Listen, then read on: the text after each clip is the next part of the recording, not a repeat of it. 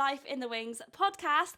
I am joined by my gorgeous friend, Jessica Simmons! Hello, my stage name's Jessie May-Simmons. Oh, okay, I'm already outed. Jessie May-Simmons? Yeah. I didn't know that. Is that your middle name? Yeah. Oh. Yeah, I kind of want to, it's a long, brief story. Now I wish I'd branded as Jessica June, because that's my nana's middle name. And that would have been cool, wouldn't it? I'd love an alliteration. Yeah. Jessica June. Yeah. Wait, but when you first... Hold. We went to college together, Performers College. We graduated in 2017. I feel very old saying that. Long time ago. So you graduated as Jessica Simmons? No. Oh, you never did? No, I think I decided at college, because you have to Apply choose for a Spotlight. name. And everyone has my goddamn name. And then what's funny is I wanted to be then Jessie May. Oh, so your name wasn't available? No. Jessica Simmons, Jessica May-Simmons, Jessie May, Jessica May. But my singing teacher, Jessie May, shout out, she's fantastic. I'm like, you're Jessie May. Wait, so then Jessie May was available, so you're Jessie May. No, Jessie, double barrel May-Simmons. Remember it. Ah, that's so interesting. Yeah. I didn't do that. I didn't know that, sorry. So welcome, okay. Jessie May-Simmons with a double barrel.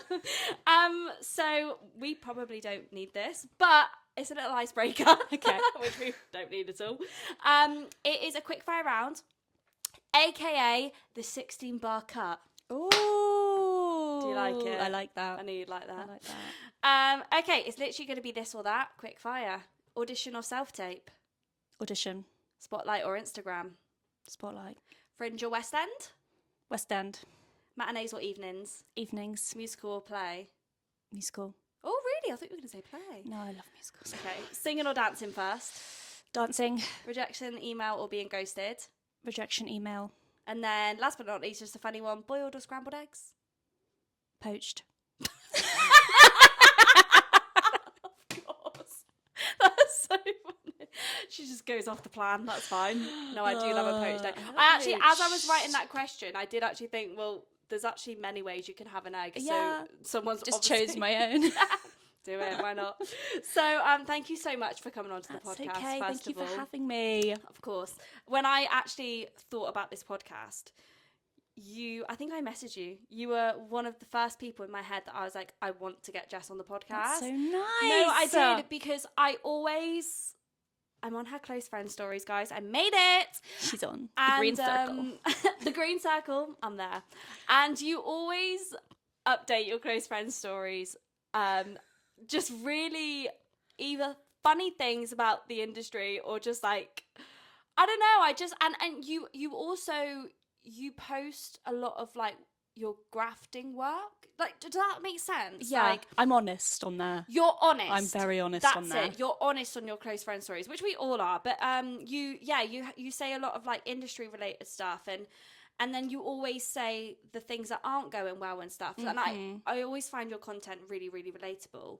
And so I was like, oh my God, Jess would be the perfect person, because I feel like since 2017, I know and I feel that you have grafted so much. Yeah. And you put yourself out there and you go down so many different avenues. I work really, really hard. You do. No, but you do. And it doesn't go unnoticed. I mean, who am I? But no, it doesn't. So for the listeners that don't know you, get to know. Talk to us about where you are in the industry. So you graduated 2017 from Performers College. Yeah. And then you graduated with an agent? Yes, with Garth. Garth. Garth! Sorry. Oh my gosh. Yeah, Yeah, love so he Garth. was a teacher at college, He right? was, and he was our MD for our third year musical. He was. Yeah. Oh my gosh, I've blocked this out. Spring Awakening. Yes. It's all flooding back to Song me. of Purple Summer. Yes. Oh Good my times, God. Good times. So I graduated with him and Mary Liz, who now has her own agency, Mary Liz Management. She was also a gem. And I was with them for a couple of years, and then COVID. Wasn't that fun for us? That was fun. Wasn't that really fun for us? So were you still rep by them in COVID? Yeah, at the beginning of it. But we'd had what, like 2.5 years out. Mm-hmm. So like things were happening or things weren't happening. I was starting to then feel really confident in who I was a performer. Amazing. And then COVID. you know? Yeah. I Annoying. remember I just booked my first professional job, and it was in a Christmas show. I think it was in Devon somewhere, but I was like, oh my goodness, like I've been graduated out of college over a year. Like I did a shit, but it was my first professional job on land, and I was like, oh my God, this is going to get the ball rolling. Yeah. And then it got cancelled because of Literally, COVID. yeah. Yeah. Because I'd done 2 pantos, and like the second one, I felt really good about it. I was like, yes, we're entering 2020. It's going to be my year. Because before that, previously, I'd had a car accident that had set me back. Yeah. I'd had like a family death. So I was like, oh, I was a bit all over the place. And then Yeah. I was like, yes, 2020 is going to be my year. But it was COVID's year. It was not my year. It wasn't anyone's year. It was a hard year. Yeah. And then I was still with, I think at the time they were called Shack Attack. Now they're Shack Artists.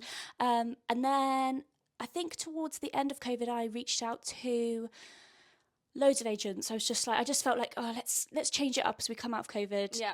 And then I was with Nikki Griffiths at 33. Great agency. Yeah. And Nikki's an angel, a gem. I love her, adore her. Love.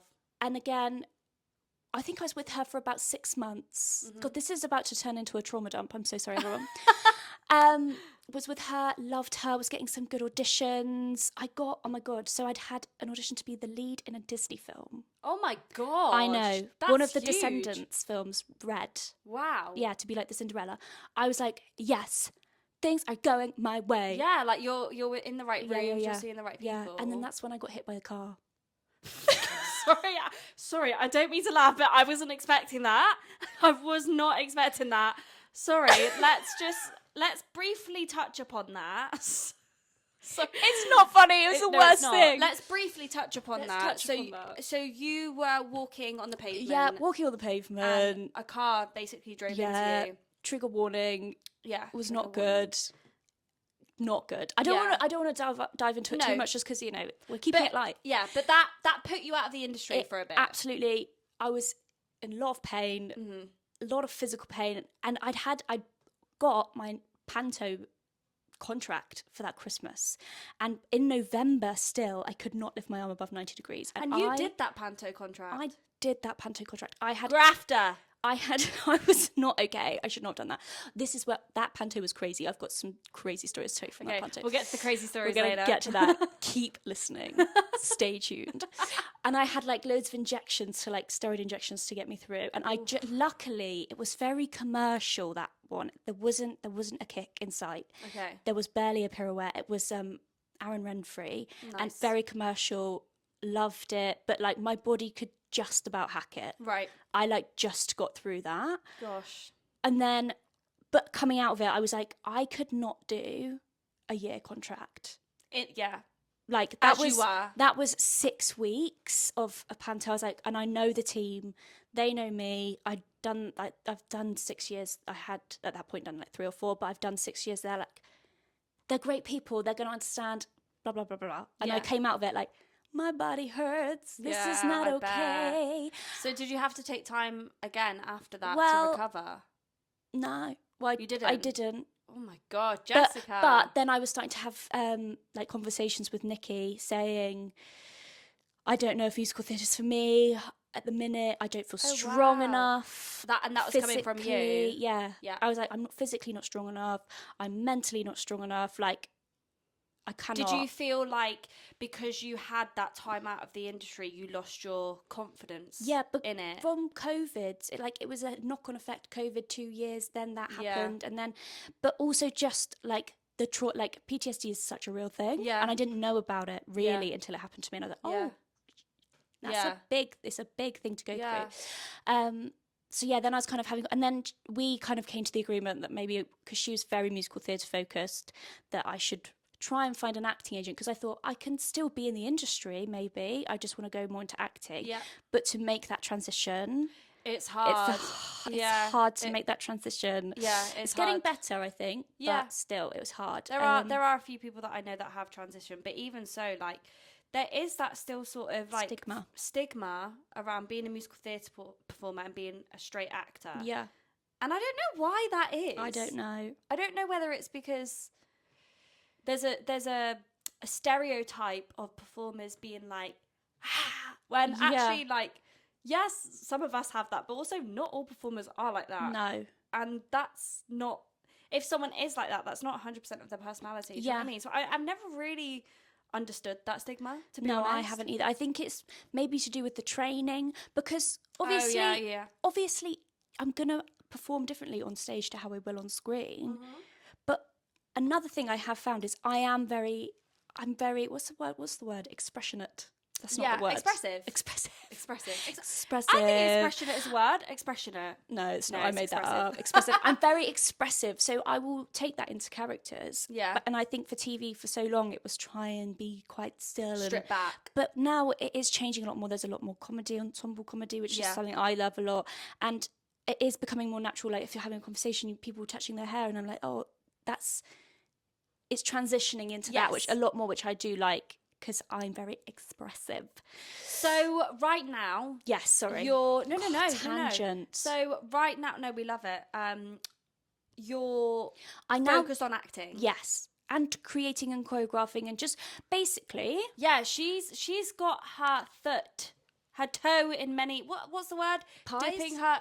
Are you dipping your toe in pies? No. No, it's a fingers in pies. Yeah. Dipping your toe in many waters. I don't know. Yeah, let's say it's that. Because you've just choreographed for Fontenelle. Oh, I knew. I even wrote it down. Phonetically. And you even came to see it. And I even came to see it. No, it was fabulous. But was that your choreographic debut? Yes. And that was at Soho Theatre, right? Yeah. And it was amazing. It was so fun. And it was good fun. Good story. Yeah. So Jessie was the choreographer. But a couple of days after I came to see it, one of the actors was they injured or they got ill? They got really like a horrible winter flu. So Jessie had to go on. Stepped in. And as the choreographer to the performer. Yeah, and I'd been at my cousin's wedding the night before. Oh God. Hungover, got the call. Do you want to come and be on in Fontenelle tonight? I was like, go on then. So you just did it with no notice, kind of. Yeah, well, because I knew it. I was the only person that knew it. That's to step amazing, in, though. and it was the best fun. And is that a West End debut? Yeah, is it? We'll call it a West End debut. I think it is. Who says it's not? I think it is. Well, I was in the West End as a child. Was you? Yeah. Did I know this? What did you do? The Railway Children. I did know this. Oh my God, you're a child performer. Yeah, I'm a child star. Do you remember that? Like quite? Yeah, I was like doing my GCSEs. Oh wow, so you were like 15, 16? Yeah. Wow, that's amazing. Yeah. That's so cool. I know, I totally forgot about that. I totally forgot. It's okay. I remember at college you said about it. Yeah. So it's always kind of been in your bones. Yeah, performing. I've always done it. Yeah. Like, I think I was about 3 when my mum said to me, like, do you want to join ballet? I was like, yeah. And then I've always done it. Has it been like, was there a moment where you thought, this is what I want to do? Or did it just naturally happen? I think it was quite natural, but I remember this one performance when I was a kid. This is such a random story. I was always like quite a performer with it. Because considering I'm so shy, you wouldn't believe. I'm so shy, and I was really shy as a kid. Yeah. Like, I just came alive on stage, and like, something just happened. And it changed when I was about 10, but I did this one street dance. And before I went on stage, I downed a Lucozade. Oh, God.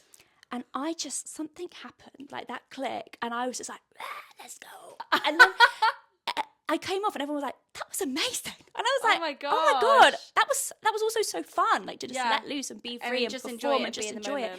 And then that was kind of like, everyone was kind of like, no, that's...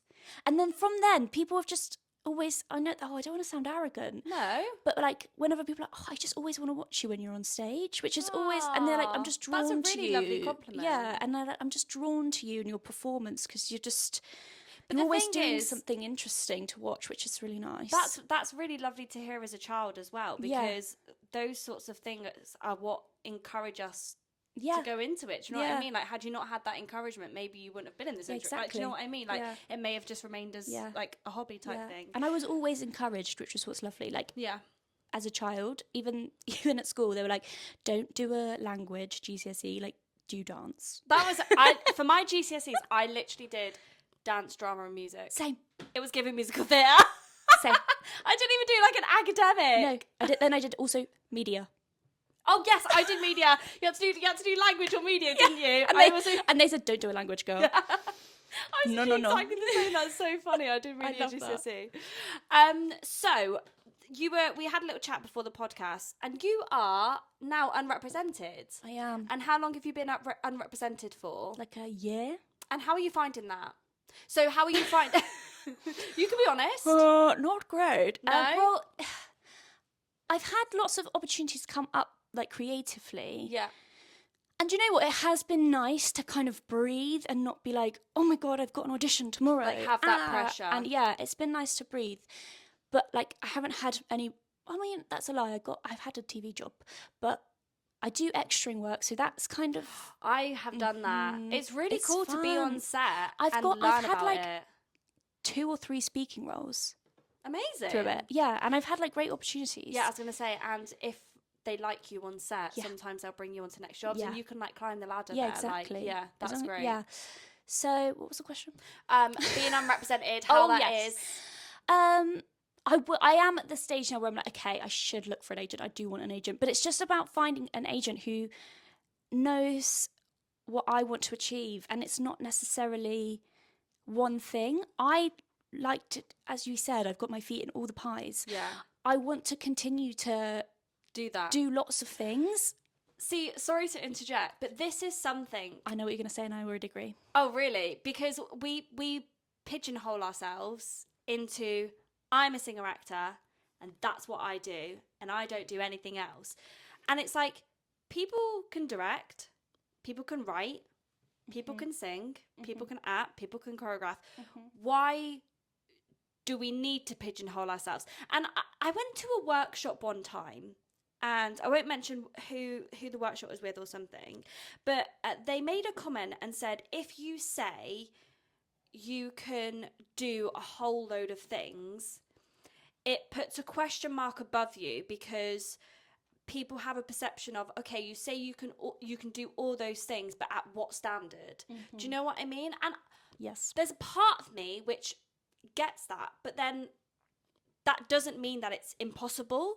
Like, it's not impossible to be a really high achiever in singing and also be a really high achiever in directing and choreographing. Like, wherever your passion lays, you should go with. And I love that. Yeah. And I wouldn't settle for less. Yeah, that's in my opinion. Why with choreography, which I'm really starting to get into now and really enjoy. Because you teach as well, don't you? Yeah, I teach. Where do you teach? I do everywhere. I teach all over.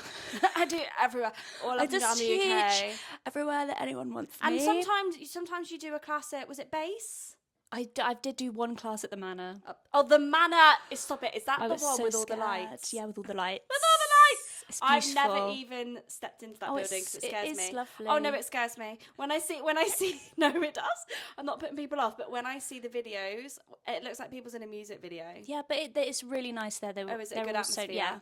Because also my goal is to do more dance classes. I'll do another one just for you. Yes, can you? And I'll come. Yeah. We'll pop it on the link below wherever you are next teaching, on the link in the description box. Follow me on Insta.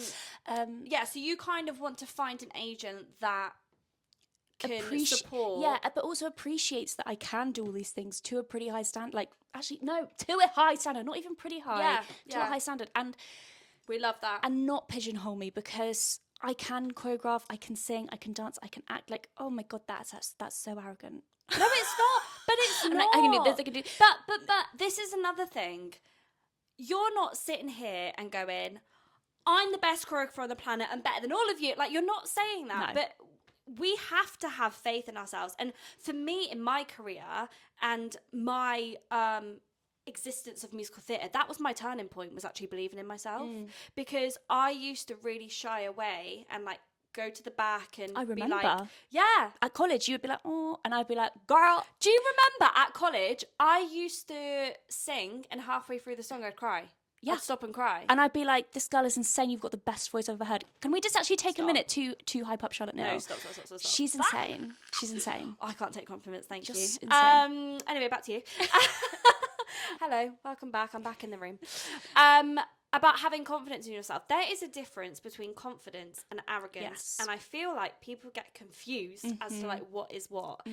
We wouldn't be in this industry. Yeah. Even the people that are shy and put themselves at the back. Yeah. Even me, who was crying at college, there must have been a bit in me that believed in me, because otherwise I wouldn't be there. If none of us would be in the industry if we didn't think we would be good enough for it. And I think we really need to hold on to that. And I think it shouldn't be a taboo subject that we believe in ourselves. I remember someone used to say to me, like people used to say when I said, oh, I'm a singer, they'd go, oh, are you any good? And oh my God, the most awkward question, right? Yeah. And I used to go like, oh, like, I don't know, like I hope so. Yeah. But now I go, well, yeah, I'd hope so. Like since I'm in the industry, I'd hope I'm good. Like, do you know what I mean? And sometimes I even say like, oh yeah, like I am. And I think that's really important to back ourselves and not put ourselves down. So to answer your question, no, you don't seem arrogant by saying that you're good at this, because why should we say that we're bad at everything when we're not? Yeah, because like being a creative is what I am. It's what I do. I'm not good at, I don't know anything about cars. I don't know anything about science. I don't know a lot of things, but being creative, I am good at that. Yeah, and that's totally okay. Yeah. So talk to me about how you got into choreographing, because you've just choreographed for Colleen Nolan. Yes. I don't know why I said it as if I wasn't going to say the name, so I knew exactly what I was going to say. I was just like lip reading. Yeah. So you've just choreographed for Colleen Nolan. How on earth did that happen? Very random. Well, Fontanelle was with someone called Jake. Yeah. Jake Roach, who is now a dear friend of mine, lovely man. Go see his show at I think we've had this conversation. I think I follow him on Instagram. Yeah, he was in Rixton, the band. Yes, I know of him. Broken heart. Yes. Yeah, great. Yeah, that's why I follow him. The best. His mum is Colleen Nolan. So he... What? Yeah. What? I didn't know that. Yeah. Yeah. Oh. Yeah. And, oh my God, I met Colleen Nolan's son. Yeah. Wow. And his dad is Shane Ritchie. Oh my God, of course. Yeah. Not that he likes to talk about it. So he is like producing his mum's tour. And he was like, hey, do you want to choreograph their final number thing? And I was like, wow, absolutely. And then I'm going to be choreographing for his show that's coming up at Soho Theatre. Wow. And it is one of those things where it's who you know. Oh yeah. Because I was sat in this hotel room with Colleen Nolan. This is where I get excited and I talk too fast. No, Colleen Nolan. And I was thinking, this is so random. Like, all of this kind of happened from a random Instagram DM. Like, that was the first thing that led to this butterfly effect of this happening. Wait, so you got Fontanelle from an Instagram DM? Yeah. Wait, you reached out or they reached out? No, someone reached out to me asking if I could, like, assist choreograph the Edinburgh run. Wow. And then I ended up choreographing the London run. And then, yeah, that's how just I like shows how... It's who you know. And it's like, that was a massive moment of, it's who you know.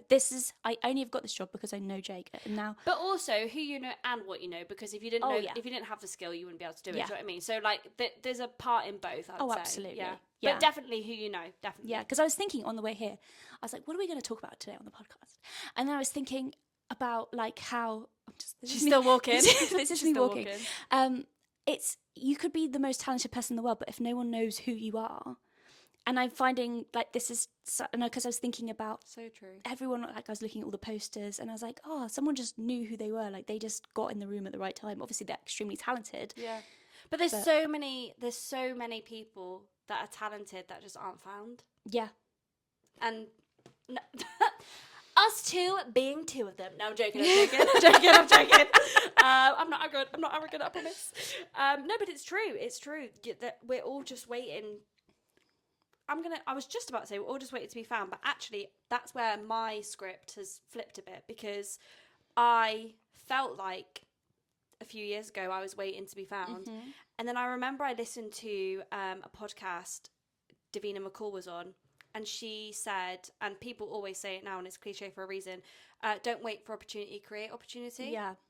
And it really made me go, oh, actually, there's thousands of people that are just waiting. Yeah. So I actually need to back myself. And that's where the confidence came in as well. Yeah. It's like you have to back yourself to put yourself forward for things. And yeah, anyway. So yes, you've just finished working with Colleen Nolan. Yeah. How was it? Amazing? It was really fun. She's so nice. It was very relaxed. It was so funny. So the rehearsal up in Macclesfield that I went to, Colleen turns up with Shane, who she's doing the show with, then his girlfriend and his baby, and then her other daughter and the baby. I'm like, okay. Wait, so she's doing a show with her ex-husband? No, so Shane is her other son. Oh, sorry. I was like, what? Shane is her other son. Oh. Yes. Oh, so they had two kids. and he named him after himself. Yeah, Shane and Jake. But yeah, it's just, they were such nice people, and she was just really lovely. Yeah, and it was one of those, whenever I do a job, it like solidifies, oh, I am good at this. You are. Yeah, of course. Because then you get in your rut and you go, oh, and then you do a job and you're like, oh no, I'm good at it, and then you have that bit of momentum from it. So that actually goes into my next question. When you get into those ruts of not working in the industry, say, how do you personally stay motivated, and how do you get yourself out of that rut? It is a really hard one, because sometimes the ruts can be big and quite dark. So it's like, I find sometimes watching a good TV series will like motivate me. I'll watch something, but then sometimes it can also annoy me because I'm like, why aren't I in something like that? But maybe sometimes doing a class, I think you have to like get out into the world. Yeah. So sometimes I'll book onto like a workshop, like an acting workshop. And then you get that fire in your belly. Yeah, and you're like, oh yeah, of course. Or like, I'll go and do a class, and you know, it's like, oh, I just love this anyway. Yeah. So, but you've also then, it's about trying to make your life fun as well. Aside from the industry.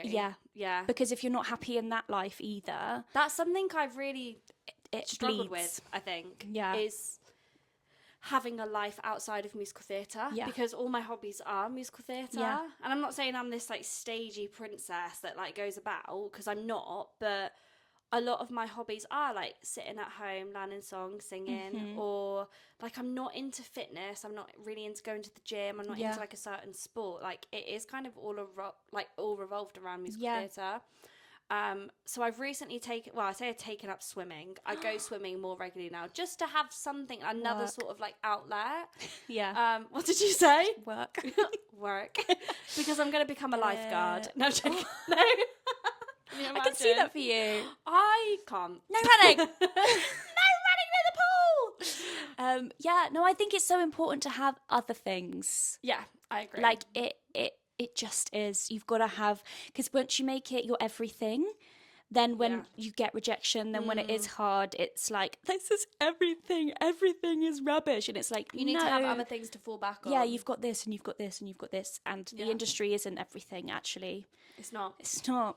Compared to life and the world, we're a speck. Kim, people are dying. Oh my gosh, I watched that video the other day. That made me cry. My diamond! Yeah, my diamond literally. egg. Yeah. So we are going to go into our next section, which is called Backstage Drama. And this is, I want you to tell me, and I already know you've got stories because you've told me, you're like, I've got many stories. Any unhinged moments in the industry, like anything unhinged that you've done to get into the room, or like funny or embarrassing, anything that you want to share? I'm just going to tell you about the craziest week of my life. Okay. It's quite dramatic, but I'm going to put a light spin on it. Okay. So, this was in Aladdin, 2022 or 3. Okay. At the Asper Waterside Theatre. This was the year straight after the accident. After I was going through it already. Okay. It's going fine. Panto's going fine. I wake up on Boxing Day. Yeah. I walk out my bedroom door. My sister is crying. I'm like, what's going on? My dog, Freddie, is upstairs. He's like, not well. We think he's going to die. Oh. He doesn't die. Oh, okay, fine. This is why I can tell the story. If he was dead, I would not be okay. He's still alive and well. Okay, we thought he was dying. Like, he had this like big lump. It got infected. We were all crying. We were taking him to the vets. Bear in mind, I had a 2-show day that day. Is this going to be a funny story? This is. Well, it's just mad. It's just a mad week. Fine. So yeah, we take him to the vets. I'm like, oh my God, I love my dog so much. Princess Jasmine texts me. I'm understudy Princess Jasmine. I'm being sick. So, I am at the vets crying because I think my dog's going to die. Princess Jasmine's being sick. I'm like, Mom, I don't know what I'm going to do. I'm going to have to go for Princess Jasmine today. Oh my God. And then I'm like, I drive to the theatre because I just like, I need to be there because, but also like, because I was just so upset with my dog. Like, I love my dogs so much. They are my world. And I'm driving to the theatre. I phone my friend. I'm like, I just don't know what I don't know what I'm going to do. I don't know what. Luckily, my dog doesn't die, and Princess Jasmine goes on that day. Oh, okay, fine. But like, I'm still like, it was a traumatic time. I like, even doing a 2-show day when I still don't know if my dog's going to die was scary. Yeah. And then we found out he's fine. Okay, fine. 2 days later, I do go on for Princess Jasmine. Fine. Smash it. Yay! Have a great time. Have the best day. I'm like, oh, thank God. Like, I'm so happy I went on when You I give was such more princess prepared. energy as well, Yeah, by the I'd way. love to be a princess. Yeah. Yeah, then the next day, Yeah. we're in the wings, ready to go on for About Damn Time. I'm back to my ensemble track. We're in the wings. Me, the ensemble, and Lavoie, who's currently smashing the world. Yes, yes, Love yes. Lavoie, the best person in the world. So happy that everything's up there doing for them. this because I've known them for like 10 years now. Oh, love amazing. her. And we're waiting to go on.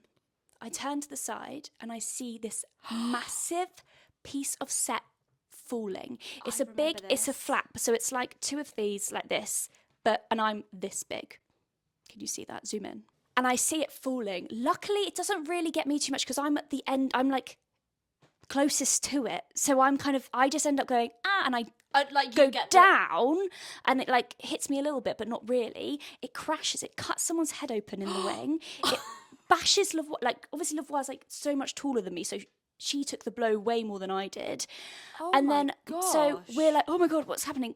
No one really knows what's going on. They get the set back up. Everyone's going, are you okay? Are you okay? Are you okay? The show's happening. The show's going on. No.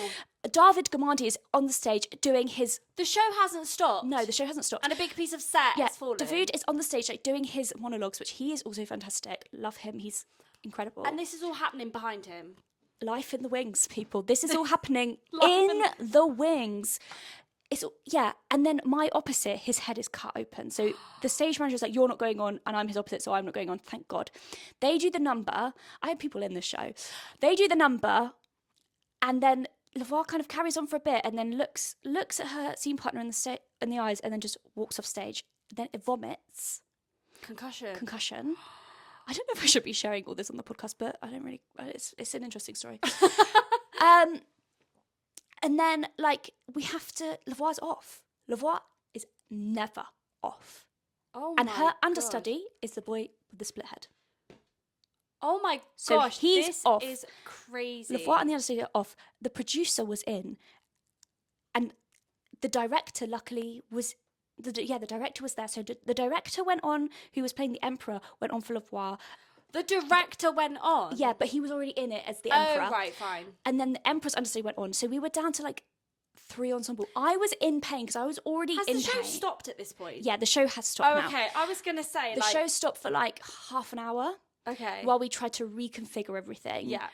I'm in pain. And also, bear in mind, I have quite severe PTSD at this time. Yes. And I've just been like this anyway throughout the week. The set has fallen on me, so it's really triggered me. And then I'm in the wings going on for the next thing, and I'm looking around me so scared if anything else is going to happen.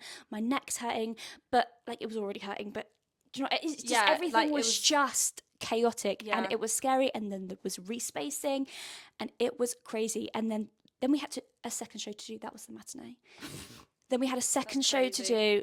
I was heating. They didn't stop the show completely like that. Just straight away. Yeah, I know. I think it was just one of those moments where it's no one kind of knew what was going on. Yeah, it was just madness. And then that was kind of the week. And then by New Year's Eve, I think I just had such a traumatic week that I just had a breakdown. Oh, bless you. Well, that sounds not a breakdown. That's quite extreme. I was just crying the whole day. I couldn't stop crying. But it was just that is the definition of the show must go on. I must carry on. I was just I just turned into a robot. I was like, I must just get through this week. And then that's crazy how that happened literally one day to the next, to the next, to the next. And then, yeah. And especially on a period, Christmas period as well. Yeah. In between Christmas and New Year. Happy New Year. It was nuts. Oh my God, I bet you're when I think about that week, I'm like, how did I do that? How did I do that? She's strong, girl. She's strong. It doesn't kill you, it makes you stronger. Stop it, I love it. I'm gonna get copyrighted. Wow, that's my crazy story, guys. That is wild.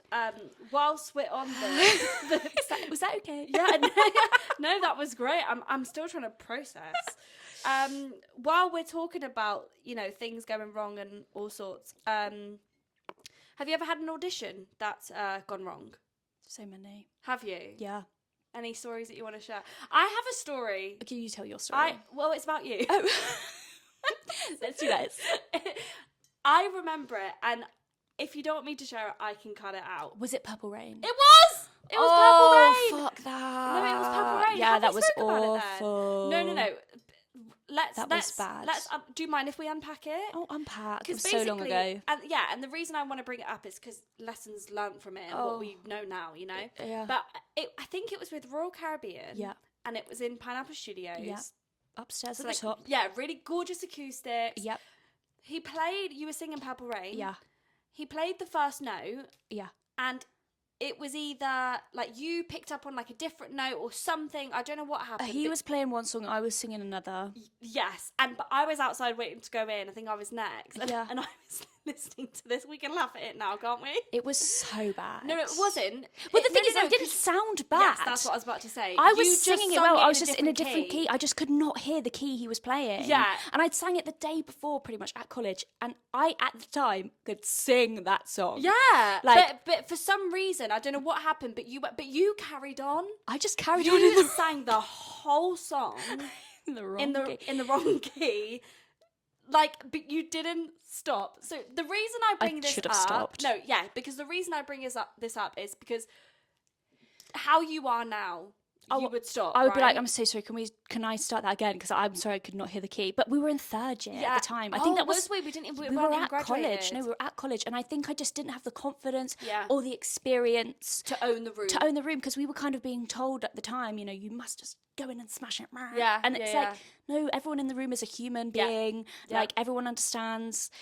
And yeah, I just came out. I was so traumatized. And that's what I was going to say next. That really set you back, didn't it? It did. That really like traumatized you, and you I were really was scared to sing. always so nervous for auditions after that. I remember because we spoke on and off for like a few years, and I remember a few years later we were speaking, and you brought it up, and I was like, "Is that still playing in your mind?" And you were like, "Yeah, like Charlotte, that really got to me," and you were still.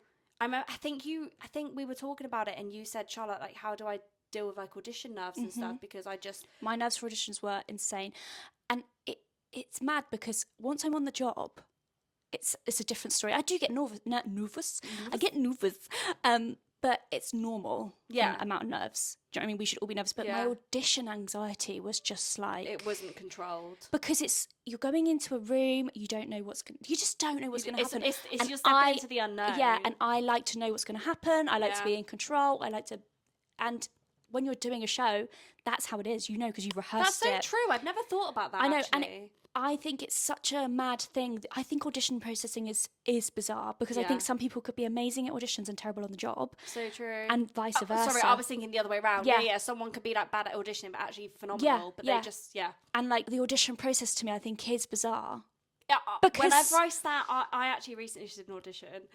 I never sing my best in auditions ever. We were stood outside, we were going in, and I think I turned around and I was like, isn't it weird what we do? Yeah. Like, isn't it weird? It's so weird. It's really weird. To be on the flip side of that, what's a win of yours that you're like mega proud of? It could be small, it could be big.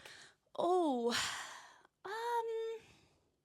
do you know what was really nice? When I did the choreography for Fontanelle, I kind of appreciated the creative side of things so much more because I choreographed this number and like the actions in it caused a laugh in the audience. Right. And I was like, oh my God, that was my brain that came up with that, which made the audience.